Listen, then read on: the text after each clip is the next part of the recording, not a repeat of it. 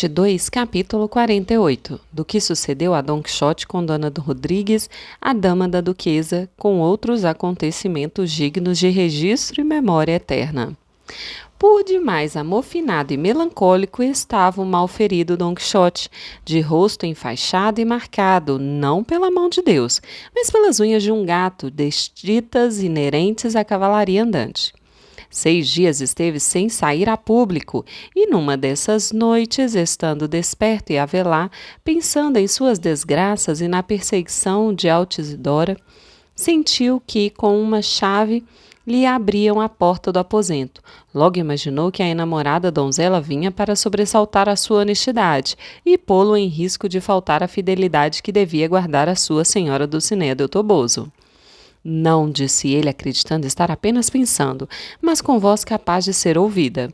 A maior formosura da terra não será motivo para que eu deixe de adorar a que tenho gravada e estampada no fundo do meu coração e no mais recôndito de minhas entranhas. Quer esteja, senhora minha, transformada em lavradora fedendo a cebola ou em ninfa do Tejo dourado, tecendo telas compostas de ouro e seda, ou quer te conservem Merlin ou Montesinos, onde bem quiserem, pois onde quer que estejas, minha és. E onde quer que eu esteja ou tenha estado, eu tenho sido, sou e hei de ser. Foi só terminarem essas razões e a porta se abriu, pôs-se Don Quixote de pé sobre a cama, enrolado do alto a baixo numa colcha de cetim amarelo, com um gorro na cabeça e o rosto e bigodes enfaixados, o rosto por causa dos arranhões, os bigodes para que não pendessem e ficassem caídos. Nesses trajos, parecia o mais extraordinário fantasma que se poderia imaginar. Cravou os olhos na porta e, quando esperava ver entrar por ela a apaixonada e lastimosa Altisidora, viu que entrava uma reverendíssima dama, com touca branca franzida, tão pouca que a cobria toda, descendo qual manto da cabeça aos pés. Entre os dedos da mão esquerda trazia meia vela acesa, e com a direita fazia sombra para que a luz não lhe desse nos olhos, cobertos por enormes antolhos. Vinha pisando de mansinho e movendo os pés vagarosamente. Contemplou a Don Quixote da sua atalaia e, quando viu seus adereços e lhe notou o silêncio, pensou que alguma bruxa ou maga vinha naqueles trajes para fazer com ele algum malefício, e começou a persignar-se sem parar. Foi-se chegando à visão e, ao alcançar o meio do aposento, ergueu os olhos e viu a pressa com que Don Quixote fazia cruzes. Se ele ficava amedrontado ao avistar tal figura, ficou ela apavorada ao avistar a dele, e, assim que o viu tão comprido e tão amarelo, com a colcha e as faixas que o desfiguravam, deu um grito dizendo: Jesus, que é que estou vendo? E, com um sobressalto, caiu-lhe a vela das mãos. Vendo-se às escuras, voltou-se para fugir. Com medo, porém, tropeçou na barra da saia e levou grande queda. Don Quixote, temeroso, começou a dizer: Conjuro-te, fantasma, ou que quer que sejas, aqui me digas quem és e o que de mim queres. Se és alma penada, dize-mo, farei por ti tudo quanto estiver em minhas forças, pois sou católico cristão e amigo de fazer bem a toda gente. Para isso abracei a ordem da cavalaria andante, que professo e cujo exercício se estende até a fazer o bem às almas do purgatório. A encoberta dama, ouvindo-se conjurar, por seu temor compreendeu de Don Quixote e, com voz aflita e baixa, disse-lhe: Senhor Don Quixote, se acaso vossa mercê é Don Quixote, eu não sou fantasma, nem visão, nem alma do purgatório, como vossa mercê deve ter imaginado, mas sim, Dona Rodrigues, a dama de honor de minha senhora duquesa, que venho a vossa mercê com uma necessidade daquelas que vossa mercê só remediar. Diga-me, senhora Dona Rodrigues, disse Don Quixote, porventura vem vossa mercê fazer alguma alcovitagem? Pois faço-lhe saber que não sou de proveito para ninguém, graças à sem par beleza de minha senhora Dulcinea del Toboso. Digo, em suma, senhora Dona Rodrigues, que desde que vossa mercê evite e deixe de parte qualquer recado amoroso, pode voltar a acender sua vela e tornar aqui. Conversaremos sobre tudo o que lhe aprouver e mais a gosto lhe vier, salvo, repito, qualquer melindre incitativo. Eu, trazer recado de alguém, senhor meu, respondeu a dama. Mal me conhece vossa mercê. Sim, ainda não estou em idade tão avançada que me preste a tais baixezas, pois, Deus seja louvado, minha alma tenho segura nas carnes e todos os dentes na boca, tirando uns poucos que me usurparam os catarros, que nesta terra de Aragão são tão comuns. Mas espere-me, vossa mercê, um pouco, que sairei para acender minha vela, e num instante voltarei para contar minhas aflições ao remediador de todas as do mundo.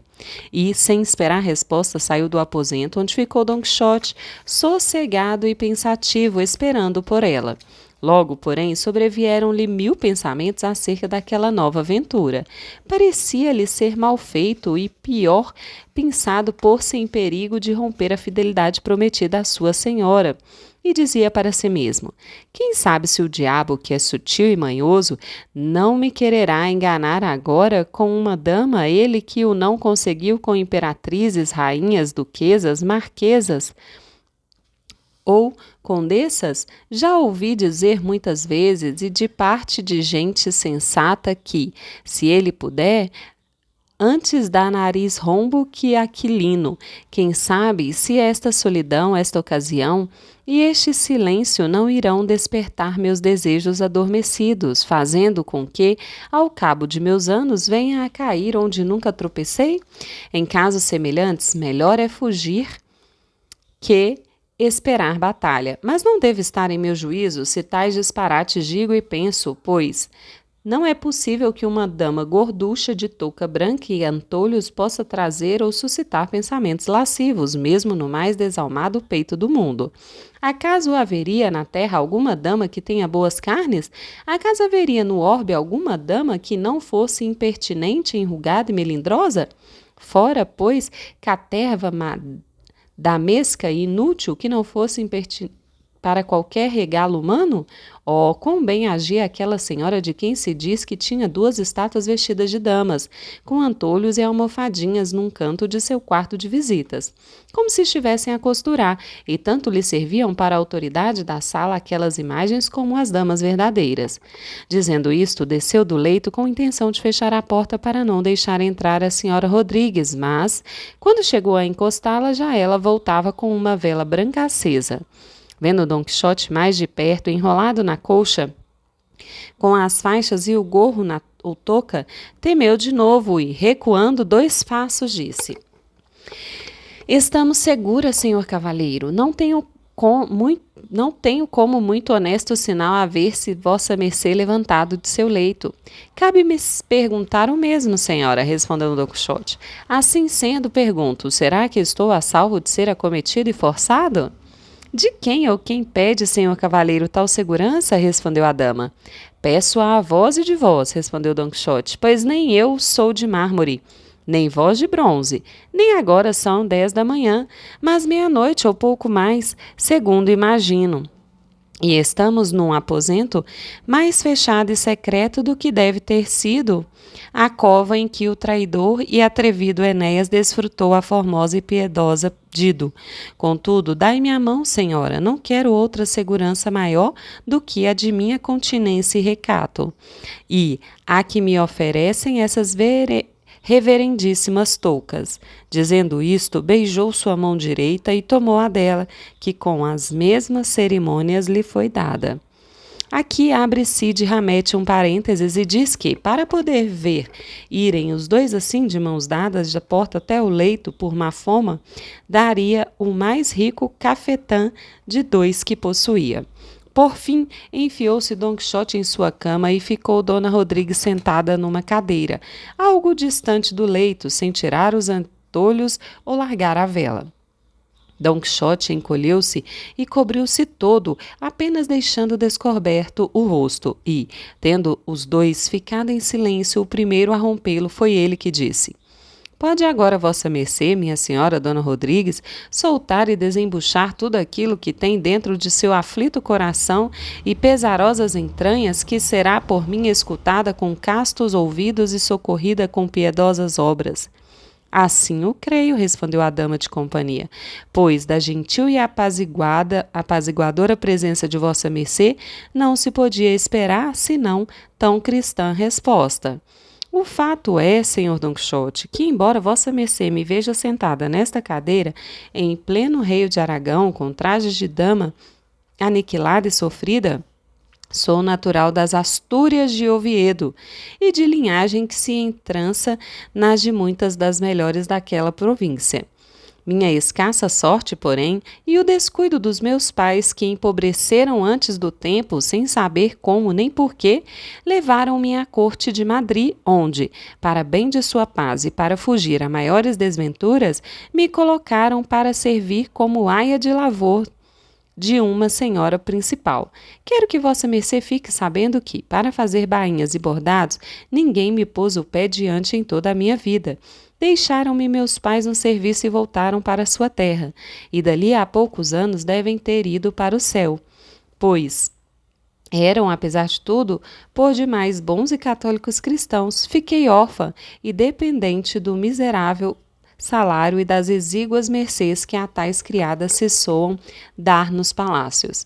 Nesse tempo, sem que eu desse ocasião para tanto, enamorou-se de mim um escudeiro da casa, homem já maduro, barbudo e respeitável, e sobretudo fidalgo como rei, uma vez que era montanhês.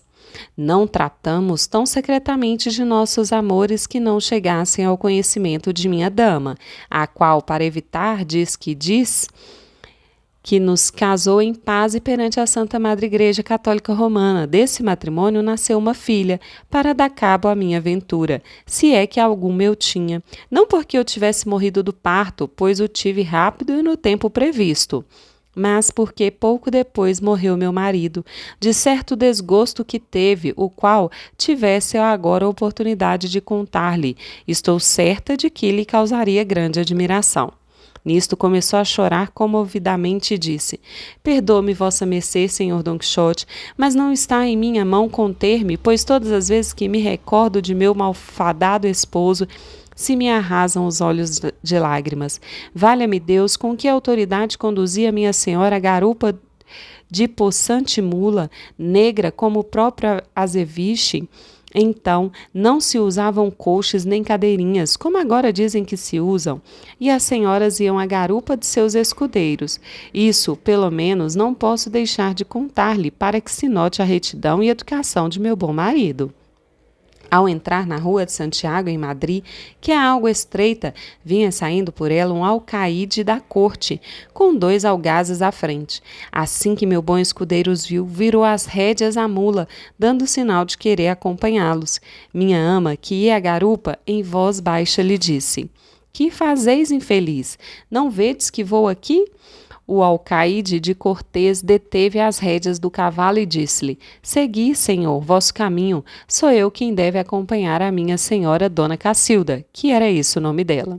Contudo, meu marido, com o gorro na mão, continuava insistindo em acompanhar o alcaide. Vendo isso, minha ama, tomada de cólera e aborrecimento, tirou de um estojo que trazia consigo um alfinete grosso, acredito até que fosse um furador, e cravou-lhe no lombo, de maneira que meu marido deu um berro e torceu o corpo, dando assim com ela no chão. Acudiram e levaram 2 lacaios seus, e o mesmo fizeram ao alcaide e os algazes. Alvoroçou-se à porta da Guadalajara, quero dizer, a gente vadia que ali estava. Veio minha ama a pé e meu marido foi ter a um barbeiro, dizendo que estava com as entranhas atravessadas de um lado a outro. Divulgou-se tanta cortesia de meu esposo que a meninada o perseguia pelas ruas. Por isto, e por ser ele um tanto curto de vista, despediu minha ama, e o pesar que ele experimentou, sem dúvida alguma, tenho para mim que foi o que lhe causou o mal da morte. Fiquei viúva e desamparada, com uma filha às costas, que ia crescendo em formosura como a espuma do mar.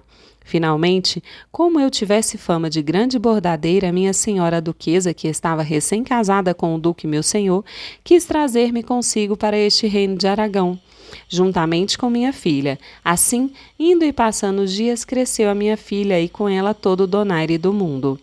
Canta como uma calhandra, dança como o pensamento, baila como uma perdida, lê e escreve como mestre escola e faz contas como um avarento.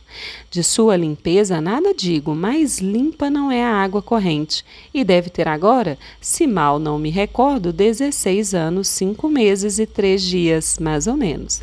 Em suma, dessa minha menina enamorou-se o filho de um lavrador riquíssimo, que mora numa aldeia do Duque meu senhor, não muito longe daqui. Com efeito, não sei como nem de que modo juntaram-se ambos, e, sobre promessa de ser seu esposo, ele seduziu minha filha e agora não quer cumprir a palavra dada.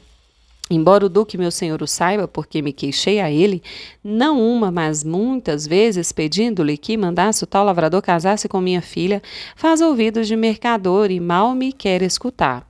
A causa é que, como o pai do sedutor é muito rico e lhe empresta dinheiro, tornando-se por vezes fiador de suas dívidas, não quer o duque descontentá-lo nem contrariá-lo de modo algum. Queria eu, pois, senhor meu, que vossa mercê tomasse o encargo de desfazer esse agravo, fosse por súplicas, fosse pelas armas, pois, segundo todos dizem, veio vossa mercê ao mundo para desfazê-los, endireitar os tortos e amparar os miseráveis. Tenha vossa mercê em mente a orfandade de minha filha, sua gentileza, sua mocidade, com todas as boas qualidades que lhe enumerei. Por Deus e minha consciência, de quantas donzelas tem minha ama, nenhuma há que lhe chegue à sola dos sapatos. Uma que se chama Altisidora e é tida como a mais desenvolta e galharda, posta em comparação com minha filha, não lhe chega perto 2 léguas. Porque quero que saiba vossa mercê, senhor meu, que nem tudo que reluz é ouro. Essa Altisidora tem mais de presunçosa que de formosa, e está mais para desenvolta que para recatada. Ademais, não é muito sã. Tem certo hálito mau que ninguém suporta ficar um momento perto dela. E mesmo a duquesa, minha ama, cala-te, boca, pois costuma-se dizer que as paredes têm ouvidos. Que tem a senhora duquesa por minha vida, senhora Dona Rodrigues? Perguntou Don Quixote. Debaixo de tal invocação, respondeu a dama, não posso deixar de responder ao que se me pergunta com inteira verdade. Vê vossa mercê, senhor Don Quixote, a formosura de minha senhora duquesa, aquela tez do rosto que até parece uma espada brunida e terça, aquelas 2 faces de leite e carmim, que numa tem o sol e na outra a lua, e aquela galhardia com que vai pisando e ao mesmo tempo desprezando o solo, parecendo até que vai derramando saúde por onde passa. Pois saiba vossa mercê que o deve agradecer primeiro a Deus, e em seguida a 2 feridas que tem nas 2 pernas, fontes por onde desaguam todos os maus humores de que dizem os médicos estar ela cheia. Santa Maria, disse Don Quixote, será possível que minha senhora duquesa tenha tais desaguadouros? Não acreditaria se mo dissessem frades descalços, mas como é a senhora Dona Rodrigues quem a diz, assim deve ser. Contudo, de tais fontes, em tais lugares não devem manar humores, mas amba líquido. Em verdade, agora acabo de crer que isso de abrir fontes em si mesmo deve ser coisa importante para a saúde. Mal acabou Don Quixote de pronunciar essas palavras quando, com grande golpe, alguém abriu a porta do aposento. Pelo sobressalto do golpe, caiu a vela das mãos de Dona Rodrigues e ficou o quarto escuro como boca de lobo, conforme se costuma dizer. Logo sentiu a pobre dama que a agarravam pela garganta com 2 mãos tão fortemente que nem a deixavam respirar. Outra pessoa, com muita presteza, sem dizer palavra, levantou-lhe as saias e, com algo que parecia ser um chinelo, começou-lhe a dar-lhes tantas chineladas que era de causar dó.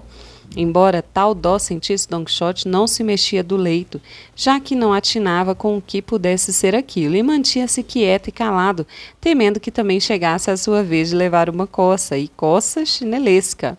E não foi vão seu temor, porque, deixando moída a dama, que não ousava queixar-se, os silenciosos verdugos dirigiram-se para Don Quixote e, desembrulhando-o do lençol e da colcha, deram-lhe tantos e tão fortes beliscões que ele não pôde deixar de defender-se a murros, e tudo isso em admirável e completo silêncio.